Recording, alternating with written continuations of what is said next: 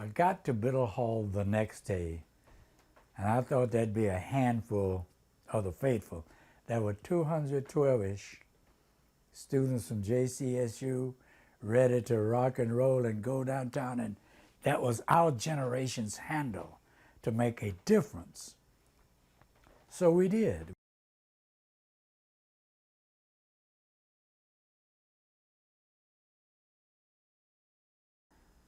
I was born August 23rd, 1937 in Chester, South Carolina, about 50 miles south of here, at 4 o'clock in the morning. And my mother, Ione Jones, and my father, J.T. Jones, that's them there, that's J.T. and that's Ione, and these are my sisters, my mother and father sitting at the house down on West Trade Street, where I've been for 64 on this street of my 74 years. My father, the youngest of, went to Biddle University, which was the school that was founded here in Charlotte, 2 blocks from here, to teach recently freed slaves, then became a high school. A widow in Pittsburgh, Pennsylvania, Miss Biddle, whose husband had acquired a few resources, decided to donate several $1,000,000 to that school. And of course, the wisdom of the trustees decided to name it Biddle University, where my father and the 4 male children, one of whom became a dentist, finished college. All of the girls, 5 of them, all born in the last century, went to and finished Barber Scotia College, which is about 30 miles north of here in Concord. So all of my family on my father's side, though they were born right in the late 18th century, let's say, all got degrees. I used to spend my summers when I was a little child, meaning 3 or 4, matter of fact, I learned to walk. I came out under Miss Ava Elson, my grandma's table down in Irmo, South Carolina. I went on to get a ball, and then they say I came out walking.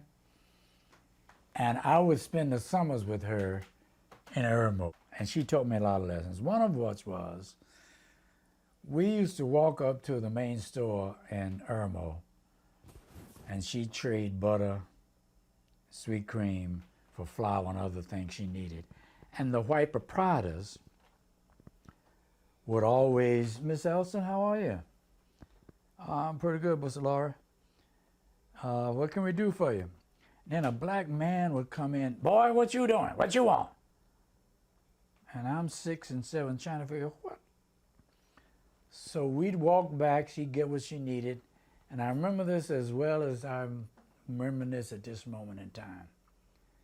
I said, Grandma, how come they treat you different from the way they treat those black men? And she says, boy, it's the way you carry yourself.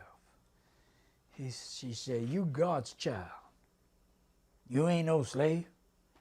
All these people have bring you to this place. We've taught you. We've educated you. You know your history. You know who you are. And you stand there looking right in the face. Not in their face. And you talk intelligently like I have talked to you and the way I talk. And don't be scratching on parts of your body and banging your head. But don't start thinking you better than anybody, because I'll smack you right upside the back of your head. Yes, ma'am. And in that moment, there was a balance that was incorporated in my spiritual psyche of the fact that I had to represent. I had to do it intelligently, not arrogantly, and not represent that I thought I was better than anybody, because I know Grandma would smack me right upside the back of my head, right? So from that moment in time, I began to come up, I went to John C. Smith. So I'm trying to figure out what I'm going to be when I got to do something. February 1st, 1960, came across the border of Virginia to North Carolina about 5 o'clock in the morning, and I hear a radio program with the news saying, today, 4 young black men from A&T College went down to Woolworth's and sat, and they said that they were going to be there until Woolworth's opened up. And I said, yes, that's the handle for my generation. Let's rock and roll. And so I met with the students at Smith. We organized and said, I don't know about y'all, but tomorrow morning, I'm going down to Woolworth's on Tryon Street, gonna put on my best Sunday go to meeting. That means your best clothes for church. Put on a little sweet water so you smell and deodorant. And we're gonna sit at the lunch, I'm gonna sit at the lunch counter, and I ain't gonna leave until they open up. So I felt kind of anxious that night.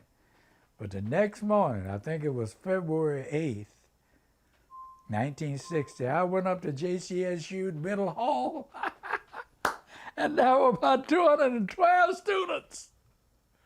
We went down. P.B. Delane was driving the bus. A number of the group of us who formed the sort of think tank of the group got downtown to Woolworth's, and I'm there sort of having direct things, and reporter from the Charlotte Observer, and they said, oh, Charles Jones, hi. What's this all about? Well, up to this point, from A&T and the guys, you knew the what. You go down, sit at the lunch counter quietly. You know the how at the lunch counter. But you didn't have much of why. So they asked me that question. And my grandma's spirit come in me.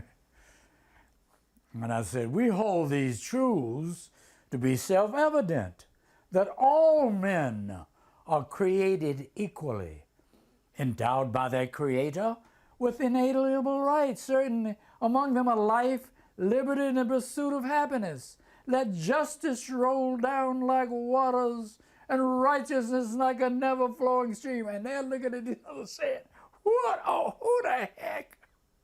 We're here, and we'll be coming back. I'm dressed appropriately, acting in a manner to be respected, but I can't get a hot dog and eat it at the lunch counter. If I do get it some, I got to go and sit on the corner to eat it. What's wrong with that? We're going to be here every day to point out the contradictions between what you all claim you are as the greatest people on the globe in history and how you behave. What's up with that? Deal with it. From that moment, there would begin to be press coverage. We then continued and formed a boycott that said, do not spend your money where you won't be respected. And there was a time during around Easter where all the black churches, we were joined by a number of white folks, joined the picket lines. The boycott's intense. I got a call from a sister who said, Brother Jones, this is so-and-so say, but don't tell anybody who I am. She said, I'm a maid, and I help serve the people who are in the power structure, the mayor and the Belks and Ivis and all. And they met last night, she said, and they said, wow, we're losing so much money with this boycott. We got to do something or we're going to go bankrupt. So we're going to do the right thing, she said. Miss Jones, I almost laughed. But they don't think I'm anybody. They don't even think I can read or hear, understand. She said, you know what the right thing is, right?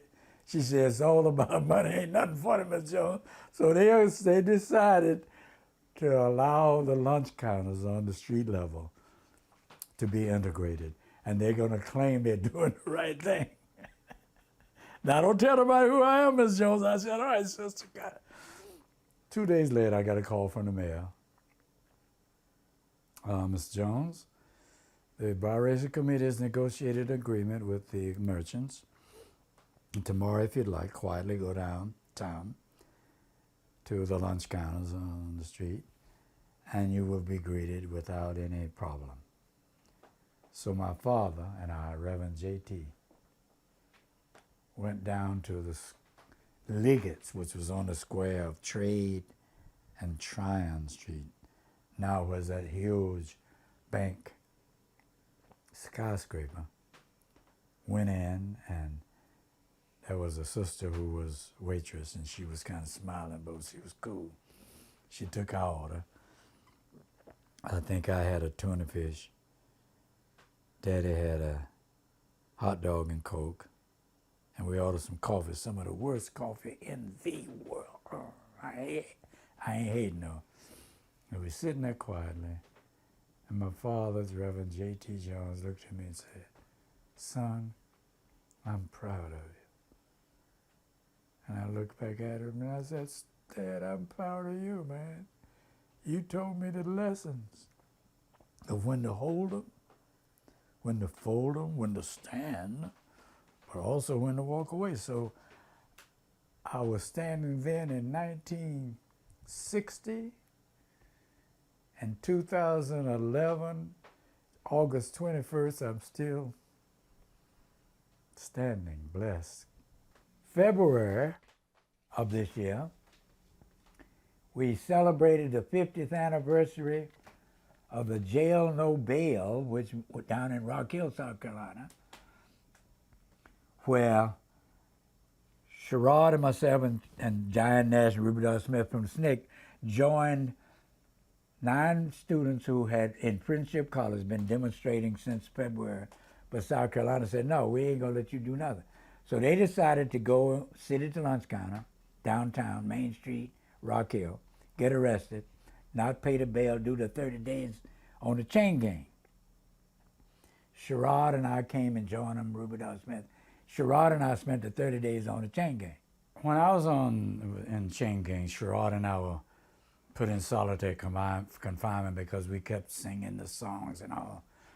And we were sitting there on this cold concrete floor trying to figure out what we were going to try to create in the society we lived in. About 2 o'clock in the morning, he said, we were both theological students, and he said, we're going to build a redeemed community.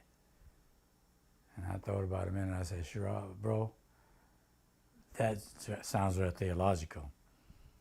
We're going to build a beloved community where all of God's children, black and white, gay and straight, can live together in harmony the way we grew up, where your neighbors looked after you. And he looked at me and we smiled and embraced, said, yes, we're going to build a beloved community. So at this moment, having been involved in the various movements in the 60s, the 50s celebrations, I'm committed and live in a community that is the beloved community here in Charlotte, North Carolina. All right? Black folk, white folk, straight folk, gay folk, spiritual folk, Hispanics, Muslims, all live respectfully. And I'll be getting in everybody's spiritual space in. All right? All right? You understand? We're going to continue to build this beloved community. And Charlotte, North Carolina is one of the most diverse cultural places on the globe.